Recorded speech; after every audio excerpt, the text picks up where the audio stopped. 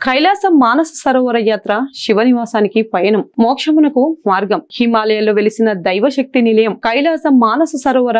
ఇది కేవలం యాత్ర కాదు, శరీరం, మనస్సు, ఆత్మను శుద్ధి చేసే ఒక ఆధ్యాత్మికత ప్రయాణం. శివుని నివాసంగా భావించే కైలాస పర్వతం చుట్టూ చేసే ప్రదక్షిణ, మానస సరస్సులో చేసే స్నానం, ఇవి జీవితాన్ని పూర్తిగా మార్చగలిగితే శక్తివంతమైన అనుభవాల యాత్ర. పవిత్రత వెనుక నమ్మకాలు. హిందూ మతంలో మాత్రమే కాదు, బౌద్ధులు, జైనులు మతానికి చెందిన వారు ఈ స్థలాన్ని పవిత్రంగా భావిస్తారు. హిందూ మతం ప్రకారం కైలాసం శివుని నివాసం. మానస సరస్సులో స్నానం చేస్తే జన్మజన్మల పాపాలు తొలగుతాయని నమ్మకం. బౌద్ధుల నమ్మకం ఈ ప్రాంతానికి వచ్చే మోక్షాన్ని పొందుతారని విశ్వాసం. జైన మతం మొదటి తీర్థంకరుడు వృషభదేవుడు ఇక్కడ మోక్షాన్ని పొందినట్లు నమ్ముతారు. ఈ యాత్ర ద్వారా పొందే ప్రయోజనాలు: పాప విముక్తి.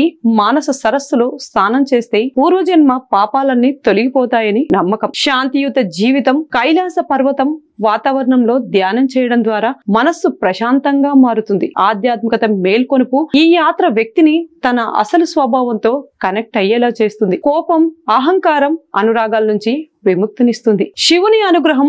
శివభక్తులు ఈ యాత్రలో శివుడు అనుభూతిని పొందుతారు. శివతత్వాన్ని సాక్షాత్కారం చేసే అవకాశం లభిస్తుంది. శారీరక, మానసిక స్థైర్యం.